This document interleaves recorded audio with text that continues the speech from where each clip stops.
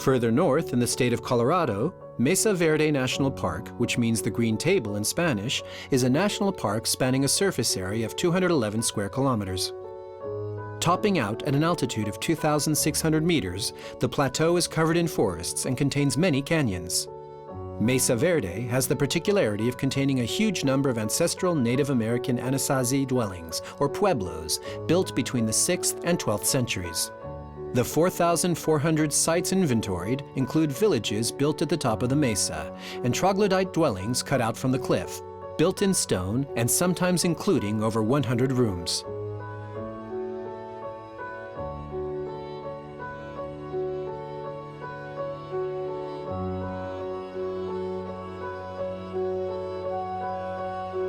A stop at the local museum presents the opportunity to learn more about the artisanal skills of the Anasazi people.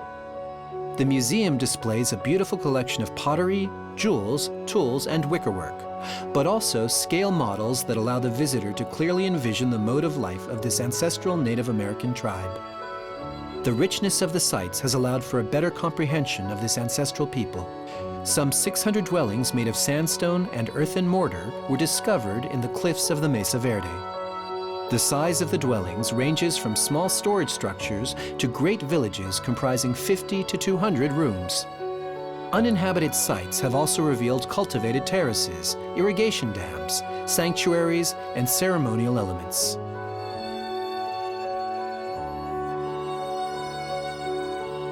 Spruce Tree House is one of the site's greatest troglodyte villages. It was built in the early 13th century. The site contains approximately 130 rooms. It is believed that it housed around 60 to 80 people who lived here in true communal spirit. The village was built in an alcove in the cliff, which measures 66 meters wide and 27 meters deep.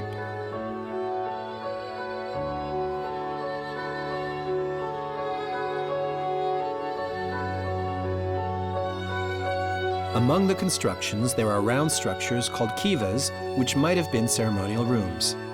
The site, discovered in 1888, is rather well preserved due to the protection offered by the cliff.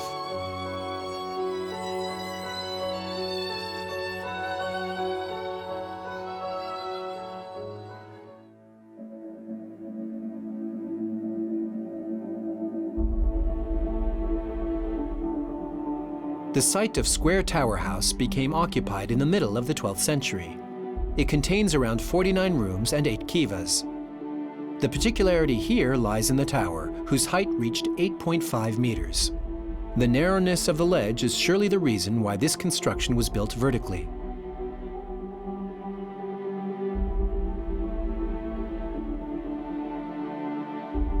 Mesa Verde represents an important and live link between the past and the present modes of life of the Native American people. The region became a national park in 1906 and a UNESCO World Heritage Site in 1978. It is possible to tour the park by car, but during the high season, the caves cannot be accessed without a guide. This is in order to protect the caves, for in the past, they were severely damaged by looters.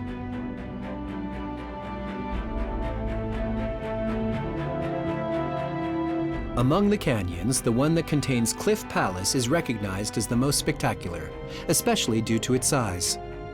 It contains around 200 rooms and could shelter up to 250 people.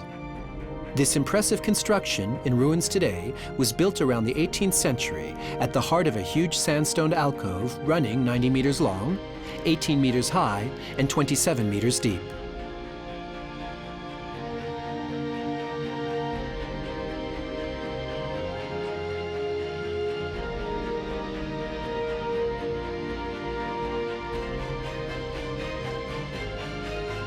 To visit this site, visitors must climb ladders, cross footbridges and tunnels to access the rooms, the grain storage areas, and the kivas. All of the constructions reveal true architectural skill.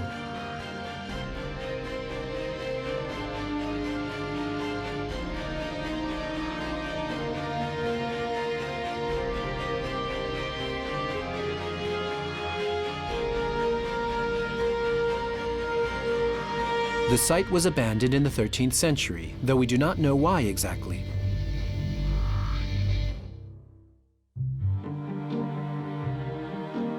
Balcony House, another major site in Mesa Verde Park, is of average size, containing 40 rooms. Here too, the construction was carefully done and very well preserved from the ravages of time. With its well-preserved rooms and kivas, it presents itself as an homage to those who built it and occupied it in the 13th century.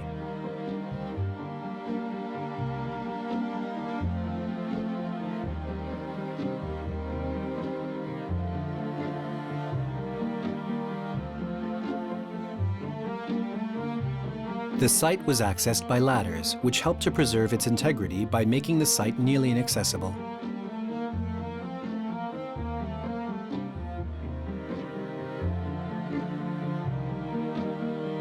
Thanks to all of this, the Park of Mesa Verde offers a wonderful and unexpected travel through time, with its impressive ruins nestled within a landscape that is just as impressive.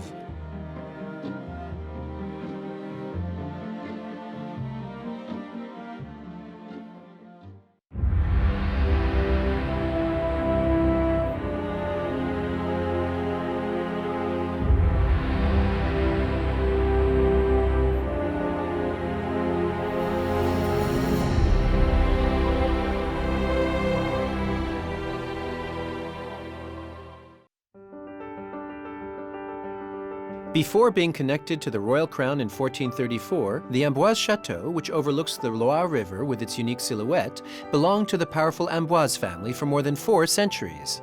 Then, during the Renaissance, it served as a residence for several kings of France because of the security the fortress provided. Partially destroyed after the French Revolution, the chateau, or rather what is left of it, is flanked on the north and south by 2 enormous cylindrical towers.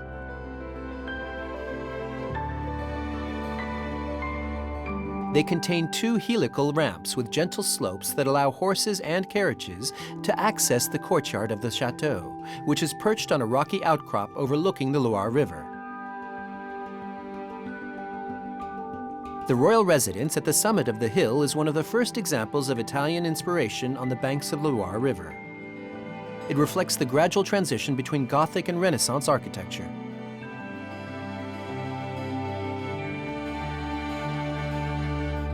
Passionate about the Italian culture he discovered during his campaigns in Italy, King Charles VIII invited numerous Italian artists to Amboise, and they completely transformed the chateau into the Renaissance style. During the construction, more than 250 masons worked constantly on the site of the new chateau. But Charles VIII died young, and it was his successor, King Louis XII, who has the second wing built, perpendicular to the first in pure Renaissance style. And at his death, Francis I will begin his reign there, before leaving for the Chateau of Chambord. The council room, the most vast in the chateau, was the center of royal power. It is marked by the Gothic tradition with its ceiling supported by crossed ribs. There's an A sculpted there for Anne of Brittany, the spouse of Charles VIII and Louis XII. On the fireplace there are the emblems of France with a fleur de lis. And on the pillars, those of Brittany, with ermine tails.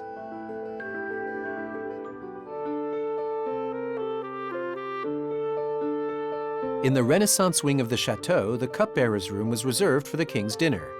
Beautiful tapestries from the 17th century ornament the walls. They were made at the famous Aubusson workshops based on cartoons by Charles Lebrun, the famous decorator for Louis XIV. One of them comes from Flanders and represents the homage of Darius's family to Alexander the Great.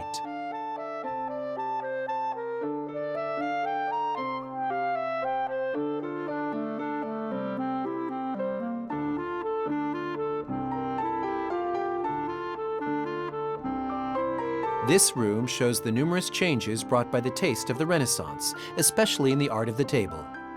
The medieval trestles give way to an Italian-style table that has extensions. The sideboard, on the other hand, is Gothic.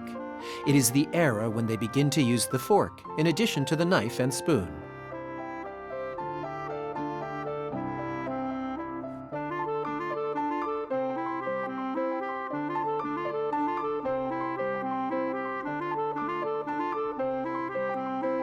The chateau had 2 guard rooms, including bodyguards who were mainly nobility. They controlled access to the staircase leading to the royal floor. Furthermore, from the rampart walk they could monitor the surroundings and raise the alarm in case of attack.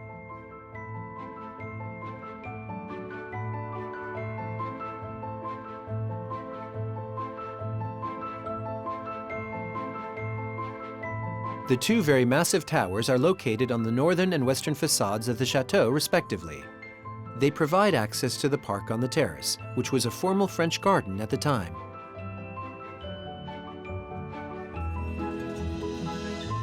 At the back of the park, the St. Hubert Chapel was built and sculpted by Flemish artists in pure flamboyant Gothic taste before Charles VIII discovered Italian architecture. Made of limestone, it is truly a work of stone filigree.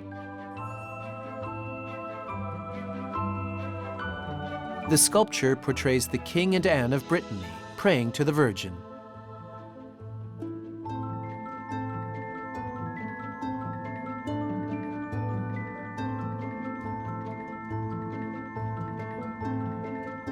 In this world of transparency, the building shows its elegant bone structure, inside which the court of France came to pray.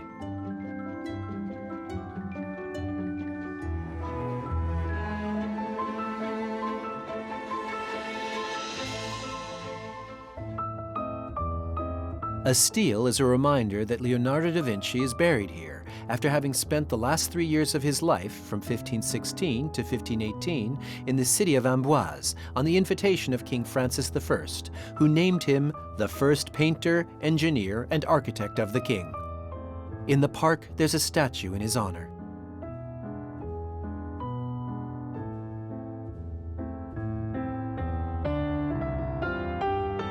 Starting with Francis I and Henry III, the royal stays became more rare, to the point of becoming almost non-existent. Little by little, the chateau then becomes a luxury prison for the major figures of the state, who could have conspired against the royalty in place. In the park, a small cemetery recalls the captivity of the Emir of Algiers, Abd el-Kader, and his companions between 1848 and 1852, after France's conquest of Algeria. He was liberated 2 years later, but some of his family and his entourage died here.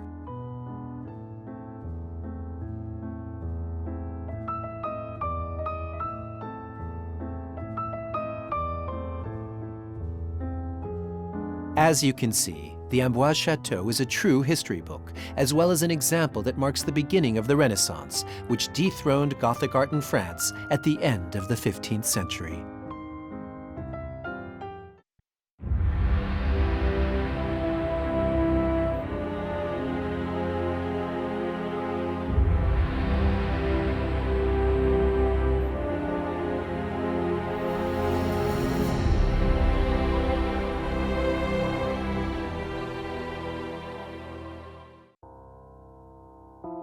Located in the center of Burma, Mandalay is the second largest city of the country with over 1 million inhabitants.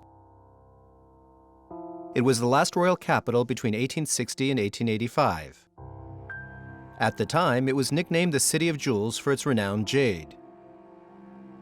But destroyed by successive fires in the 1980s, Royal Mandalay did not survive. It nevertheless remains the cultural heart of Burma and a major Buddhist religious center, with its resplendent pagodas frequented by a very pious population. Mandalay Hill is the holy mountain of the city. Its main entrance is flanked by 2 mythological statues, half dog, half lion, which are the guardians of the sanctuary. They open the way to the site's ascent, which must be done barefoot and takes about 3/4 of an hour. Further up, we reach one of the most impressive points on Mandalay Hill. Behind a few shops, a colossal statue of Buddha points its finger towards the city, which was built after the sanctuary in 1857. He's accompanied by the figure of a monk who worships him. We finally arrive at the highest part of the temple, which contains several golden stupas. The pagoda at the summit is decorated with green earthenware tiles and pieces of mirrors. This is where you come to ask the divine forces to grant your wishes. Before the image of a white Buddha in particular, which is in the chapel to the east. From this height, the view of the city is magnificent. At night, it is also a meeting place for young people of the city searching for romance. After going back down the sacred 250-meter hill back to the city. The Mahamuni Pagoda was built at the end of the 18th century. Much like the clock tower, the decoration of the pagoda is bursting with colors. Around the central shrine with its golden roof, long passageways lead away in each cardinal direction, packed with stands selling all kinds of religio-touristic trinkets. Several pavilions, including the one to the northwest, which is entirely marble, proudly display their architecture. The roofs, balconies, and openings are delicately crafted with fine gold. The Mahamuni Pagoda is an important pilgrimage site for the Burmese. Hundreds of the faithful come every morning to pay homage to Buddha, the master of the site. The unique thing about Burmese Buddhism, practiced by the vast majority of the population, lies in the way in which it has assimilated popular beliefs about spirits and Theravada Buddhism, which is itself the most primitive of Buddhisms.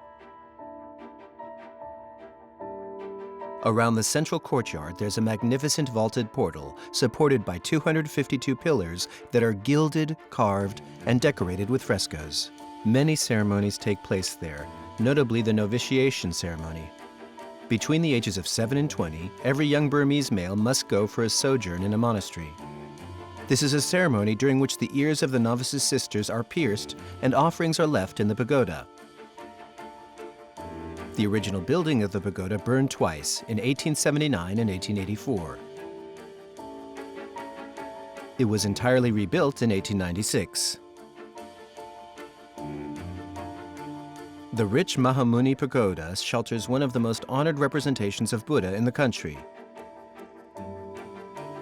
Every day, pilgrims pass behind the immense statue, wash its face, and place gold leaf on its body, which has progressively accumulated over time and completely deformed its silhouette. Mandalay was a royal city in the 19th century. Its palace, destroyed during World War II under the Japanese occupation, has nevertheless retained its surrounding wall from which you can imagine the royal splendor of the era. This teak building that was part of the royal apartments is all that remains of the palace. In fact, King Thibaw, the last king of Mandalay from 1878 to 1885, refused to live here because he thought it was haunted by the ghost of his father, who died inside. He had it dismantled, as was customarily done when a king chose a new country residence, and had it transported outside of the palace walls, where it was turned into a monastery which saved it from destruction. Chwenando Monastery is thus the most significant historical building in Mandalay, carved and chiseled to perfection according to the principles of 19th century Burmese architecture. Nagas and other mythical animals, as well as dancers and flowers, are sculpted on the interior and exterior panels. There is a replica of the royal throne there, and exceptional sculptures of the Nats, spirits who worship the image of Buddha. The decorations and ornaments and the refined sculptures on the walls and ceilings give an indication of the richness of the missing royal palace. The construction of the Kutuda Pagoda was part of the works for the creation of the new capital. The main entrance is from the south and opens onto a covered entrance like most Burmese pagodas. Later, in 1885, when the British annexed Mandalay, their troops were stationed around in the monasteries, temples, and pagodas, preventing the Burmese from going there. The pagoda was looted, and the Buddha was knocked over and stripped of all its jewels and gold. In 1913, a rich rice trader from Rangoon had the whole thing repaired and restored. He also had the main stupa regilded, as its coating of precious metal had been scraped.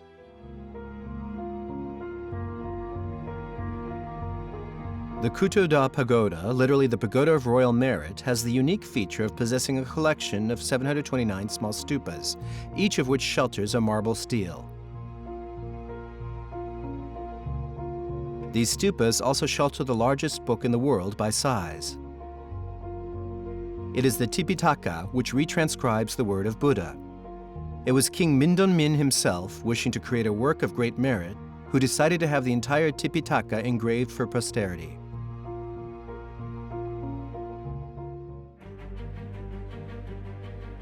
Further away, at the foot of Mandalay Hill, the construction of Kyautwaji Pagoda began in 1853 and was finished in 1878, also by King Mindon.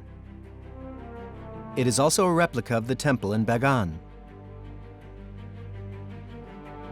Inside, its great pride is a large Buddha carved from a single block of marble. Measuring 8 meters high, it weighs 900 tons. It took 10,000 men 2 weeks to move the statue from the quarry where it was extracted to the pagoda.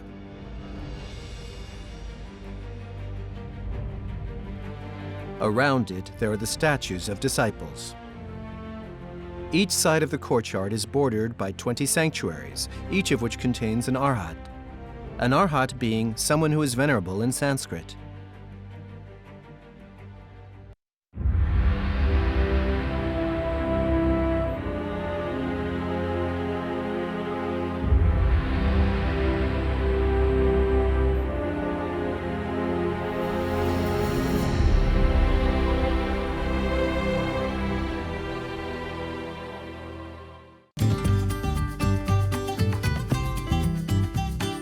Olinda is one of the oldest cities of Brazil. It was founded in 1535 by the Portuguese Duarte Coelho. Its history is intimately linked to the sugarcane industry, a pillar of Brazilian economy for nearly 2 centuries. It was rebuilt after having been looted by the Dutch, and most of its urban fabric dates back to the 18th century. The harmonious balance of gardens, churches, convents, and houses gives Olinda a special atmosphere. The construction of Sé Cathedral began in 1537 at the very beginning of the colonization. Built nearly 500 years ago in a tropical climate, the building still remains erect.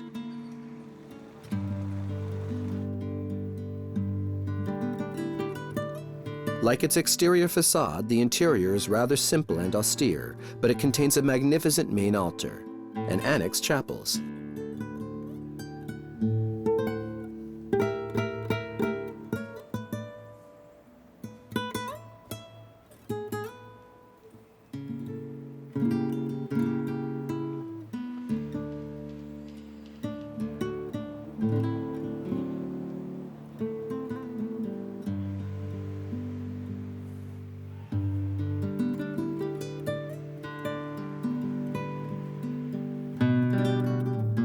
The Church of Our Lady of Mount Carmel is the first church of the Carmelite order in the Americas.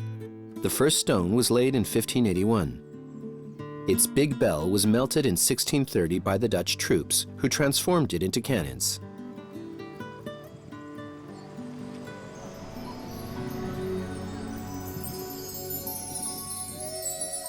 The convent of San Francisco, along with the Church of Our Lady of the Snows, is part of a Baroque architectural complex of major importance. Its construction began in 1585. Partially destroyed by the Dutch in 1631, it was rebuilt in the late 17th century. The cloister is famous for its series of Portuguese azulejo panels, representing the life and death of Francis of Assisi.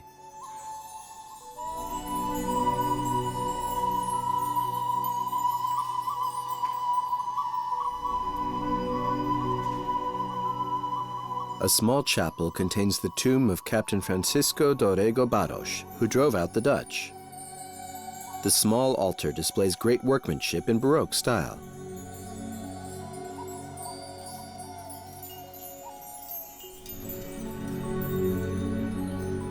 The sacristy is also covered in earthenware, and its coffered ceiling displays beautiful, holy paintings from the 18th century.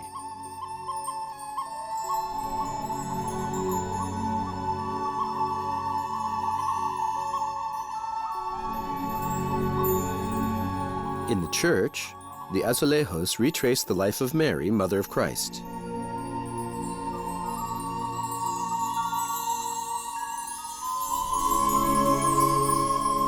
From the ceiling to the floor, rich sculptures decorate the entire chapel and lead toward the altar devoted to the Virgin.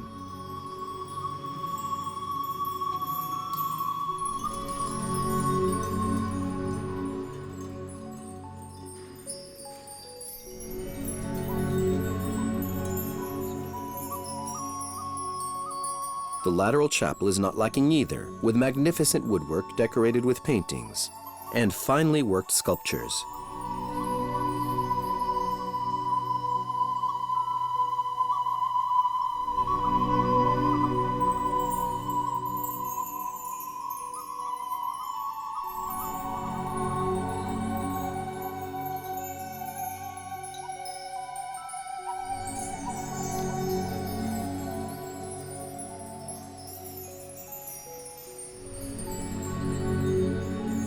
After the city was sacked by the Dutch, the Portuguese rebuilt Olinda on the slopes of the hills in order to better defend it in the future. The construction of the present-day Church of St. Benedict began in 1660 after the original church was burned by the Dutch. Its facade has a sober frontispiece with a low relief of the blazon of the Benedictine order. The main door is topped by a rosette made in a strangely modern style.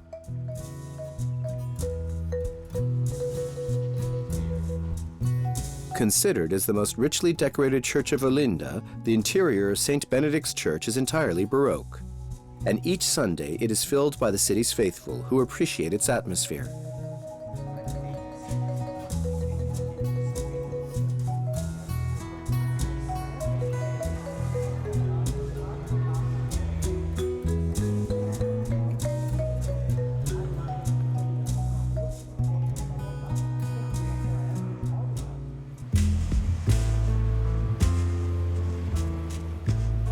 But Olinda is also known for its famous carnival. Contrary to Rio de Janeiro and Salvador da Bahia, in Olinda, admission to the carnival is free. All the festivities take place in the streets, and there are neither stands nor an official program.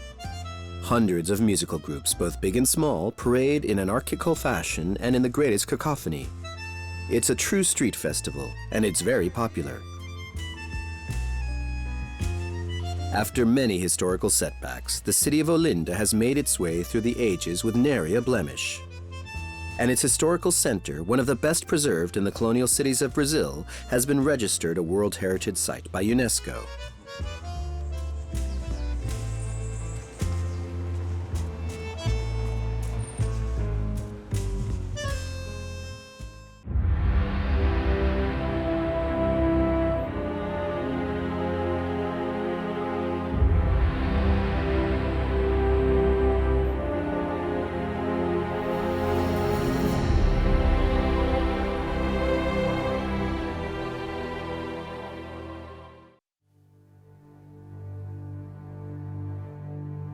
Amarapura was the previous capital of the Third Kingdom of Burma, and its name means City of Immortality. The city was dismantled to be used in the construction of Mandalay, but there are still some beautiful remains. In particular, the Bargaya Monastery, which dates to the beginning of the 19th century. It is one of the rare monuments made with red-colored teak.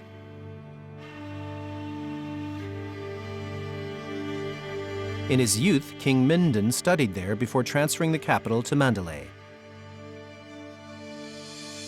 Its roof is a remarkable work of carved wood.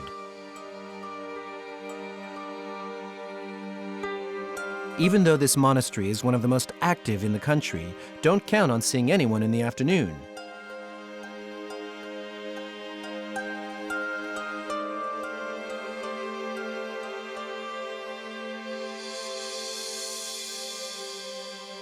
In fact, the monks are not allowed to eat after noon, so they retire to seek shelter from the hot weather.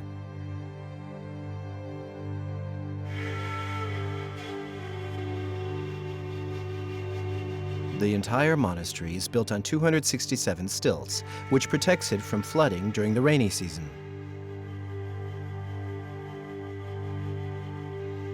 Far from the hustle and bustle of tourism, this monastery is a true ode to meditation.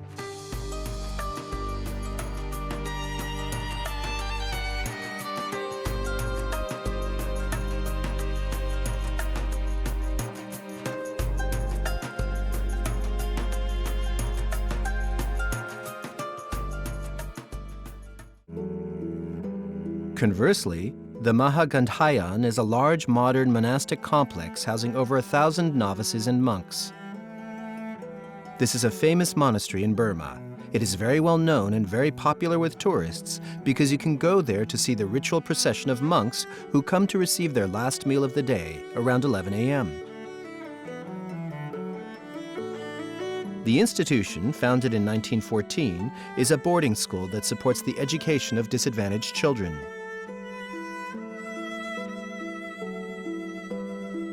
Discipline is very strict, and to be admitted, you have to agree to follow 10 commandments. Have a big heart. Respect the monastic code of life. Be in good health. Be clean. Know how to dress. Behave intelligently. Walk peacefully. Say sensible things. Obey the rules. Be diligent at work.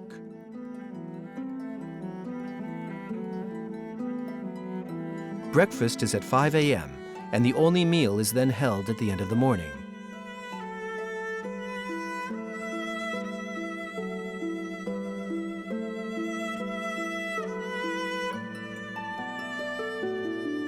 The novices and young monks go to the dining hall in single file, each carrying his dish to be filled with rice. Then they go to a table where there's an assortment of vegetables, soups, and fruits, mainly brought here by the families of the boarders.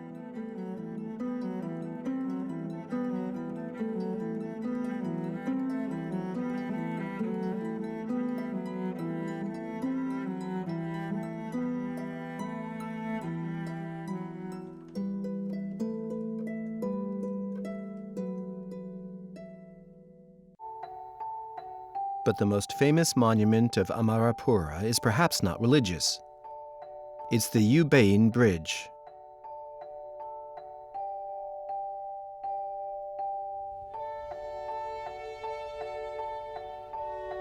It is the longest teakwood bridge in the world. It stretches over more than 1 kilometer to bring together the two shores of Lake Tongtaman and to link the city and the surrounding countryside. This bridge was built by the Mayor Ubain using teak columns from the monasteries and pagodas that were abandoned after the capital was moved to Mandalay in 1849.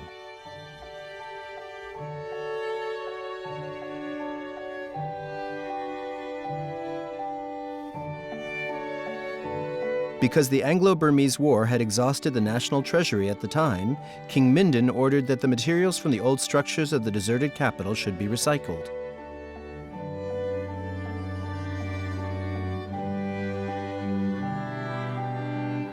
Burma has never recovered from its colonial era, nor from the hermetic dictatorship that has reigned since then.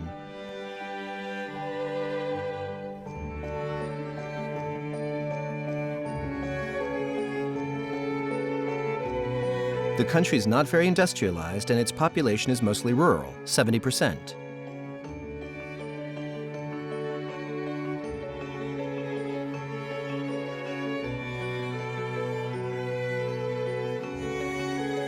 While Burma sells gas, electricity, wood, and ore to China, Thailand, and South Korea, amongst others, its wealth does not benefit the population.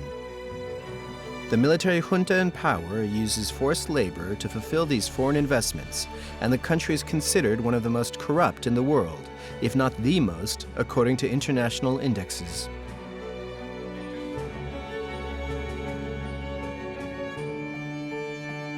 Opium production is widespread and is even favored by the regime because the poppy brings in more foreign currency than all the other exports combined.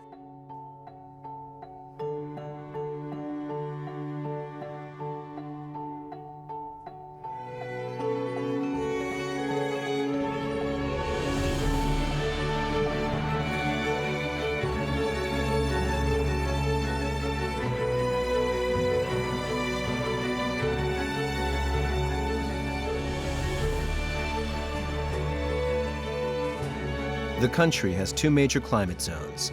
The south, highly exposed to monsoons and humidity, and the center, hotter and drier. And there are roughly 3 seasons. The best lies between November and February. It is dry and always sunny, but not too hot. From March to May is the hot season, very difficult to bear. And from June to October, the monsoon is permanent, in particular in July and August.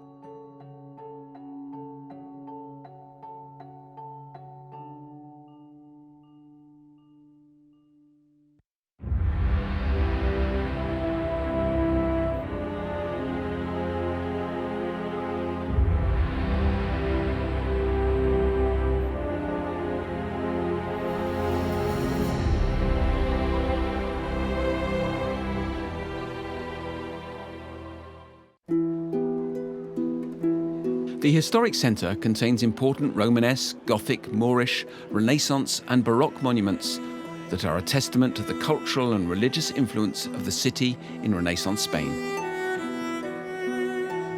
The particularly imposing Plaza Mayor, with its galleries and arches, is the most characteristic of them. It's a Baroque-style urban space built in the 18th century as a main square, which over time became the centre of the city's social life. The city hall figures prominently, which is the reason for the name Plaza Mayor.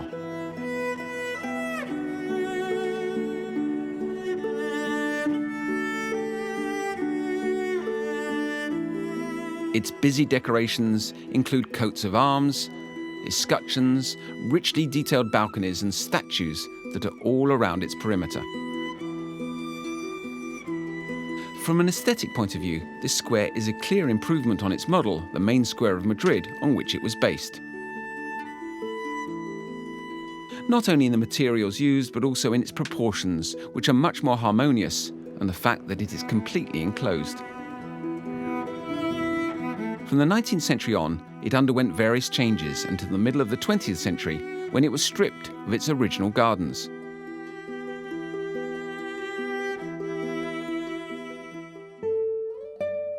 At the joints of the 88 arches, there are 186 medallions bearing the effigies of famous figures like the Catholic monarchs, Christopher Columbus, Miguel de Cervantes, and El Cid.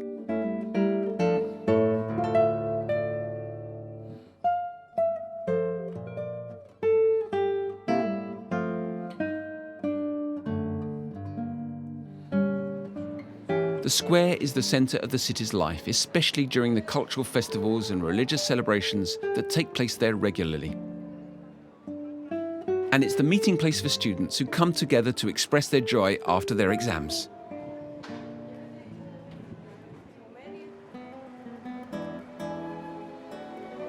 Not far from the square, the Casa de las Conchas, or the House of Shells, is a late Gothic structure. Construction of this palace began in 1493, and it was representative of the new courtly nobility of the 16th century.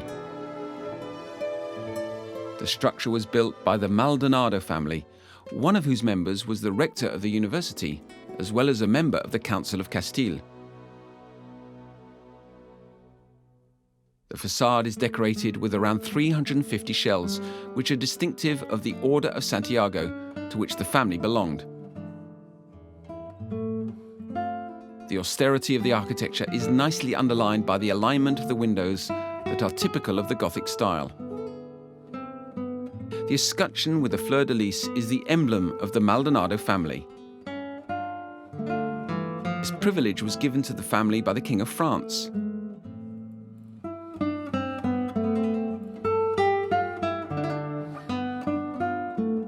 The interior is remarkable for its courtyard with a central well. The arches of the gallery that surround it have mixed lines. Over the course of its history, the building underwent major changes, and the basement was even used as a university prison where the students paid the penalties imposed by the professor. Today, this former palace contains a public library.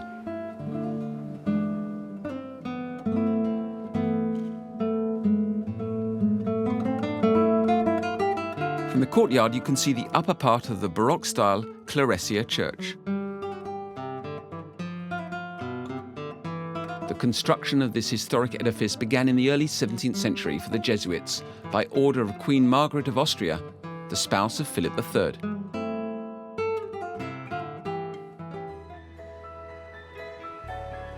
The Baroque-style Clarecia of Salamanca presents a monumental three-tiered facade. The first tier has large Corinthian half-columns that guard the three entrances. On the shields of Spain on each side frame a central niche that shelters a statue of St. Ignatius of Loyola, the founder of the order. The second tier displays two ovals with Baroque decorations and a large window that had to be made smaller to support the weight of the third section with its towers. The central gable has a bas-relief of the coming of the Holy Spirit.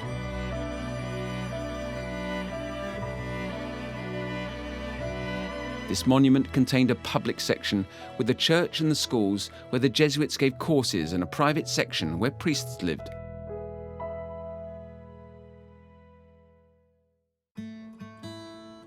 In the city, Unamuno Square pays homage to a historic figure who is very closely tied to the city. Miguel de Unamuno was rector of the University of Salamanca. He was also a poet, a novelist, and philosopher. His statue faces the house where he lived between the 19th and 20th centuries.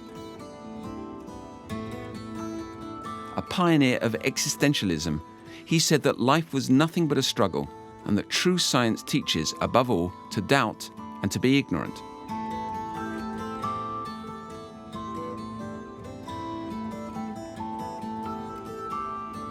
Amongst the city's beautiful Renaissance homes, there is the Casa de los Muertos, or the Home of the Dead.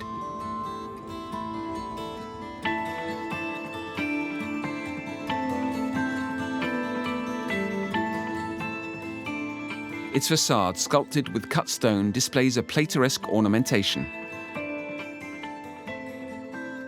The Bishop Alfonso de Fonseca had it built in 1500. He also figures in the medallions of the facade.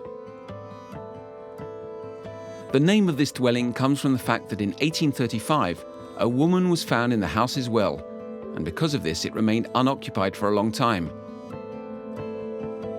And then in the early 20th century, 4 more murders were committed there. Since then, it has kept its nickname, the House of the Dead.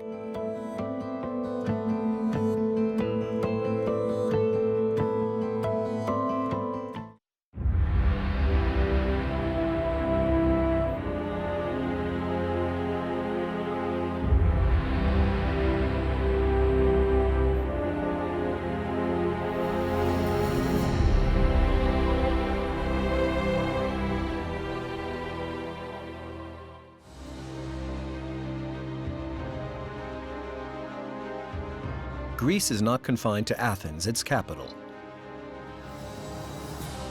In the 8th century BC, in the mountains north of the Gulf of Corinth, Delphi was one of the great sanctuaries of ancient Greece, dedicated to the god Apollo. On the slopes of Mount Parnassus, the ancient Greeks from all the cities came to consult the Pythia, who was the priestess who delivered the oracles, meant to be the god Apollo's responses to the questions that were brought to him. The sanctuary contains a large number of structures, including the tholos, which is a circular-shaped edifice with a funerary or religious purpose. It is a rare and atypical structure due to its distinctive architecture. Originally, 20 Doric columns supported the entablature and the roof decorated with tiles. The tholos is considered the most beautiful monument at Delphi, but it is also the most mysterious. Its origin and its purpose are still unknown. An earthquake in 373 BC provoked a landslide that damaged a part of the site, but luckily the catastrophe was not too extensive. The sanctuary at Delphi was active throughout the classical period of ancient Greece, and even during the Roman era for more than 1,000 years. The site is traversed by a sacred path that was used for processions and led to all the sites of worship dispersed across the side of the mountain up to the sanctuary. It passes in front of the Athenian treasury, built around 480 BC to commemorate the victory against the Persians at Marathon.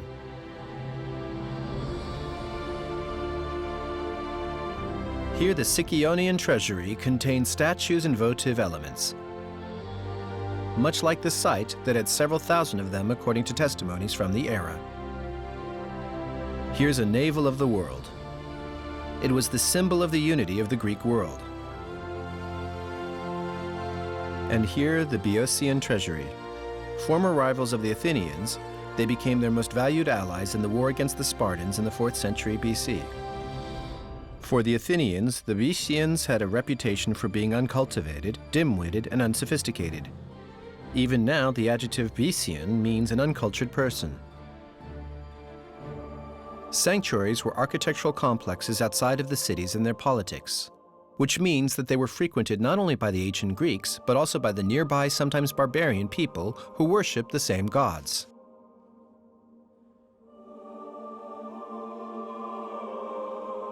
Amongst the numerous, more or less well-preserved vestiges of the site, the theater, with a 5,000-person capacity, was built in the 4th century BC. With its 35 rows of seats, it can now be seen in its state from the Roman imperial era. They held festivals here that celebrated Apollo's victory over the serpent Python. The role of the theaters at the time of their construction was closely tied to religion. In the Greek world, theatrical performance was born from the celebration of Dionysus. Dionysus was the god of wine and the inebriation that made it possible to pass from the imagination to reality, just like the illusion of theater gives life to the imagination of the author on stage. The theater was thus a vector of mysticism in ancient Greece. Just below the theater, the temple of the master of the site, Apollo. At the end of it, there's an altar where sacrifices were carried out. Usually, they were goats whose throats were slit. The animals were first washed with water, and if they shivered during this rite, they were fit for the ceremony. The temple itself is rectangular, with an elongated form measuring 23 by 60 meters. It had 6 Doric columns on its facade and 15 on each side. After the sacrifice, the great priests arrived and the oracle was questioned. If there should be a war or not, if someone should get married, if it would be dangerous to do such and such a thing, etc. The pilgrims were separated from the Pythia by a curtain when she was in a trance. She then uttered words that were incomprehensible to the common man, but not to the priests who translated the responses to the questions asked, in verse until the 3rd century BC and in prose afterwards. The stadium, built in the 5th century BC, was also remodeled by the Romans in the 2nd century AD. Every 4 years, the games called the Olympic Games demanded a truce between the cities that were in perpetual conflict or even war. The truce began a month earlier so that all the competitors could arrive peacefully and train there following an identical diet. The sporting events, for which the participants were completely nude, began with horse races, harnessed or not. Then the pentathlon unfolded, which included 5 disciplines: the discus throw, the javelin throw, the long jump, running, and wrestling. And there was only one winner who was awarded. At Delphi, the Archaeological Museum compensates for the things missing from the site. First of all, it displays a model that shows the sanctuary as it was during antiquity. It shows the place occupied by the temple facing the theater or the treasuries. The cult of Apollo, taken up by the Romans, will come to an end in 392, when the Christians, the rulers of Rome at the time, outlaw all pagan cults. Then the dark ages of barbarism will bury this culture forever under rubble and oblivion.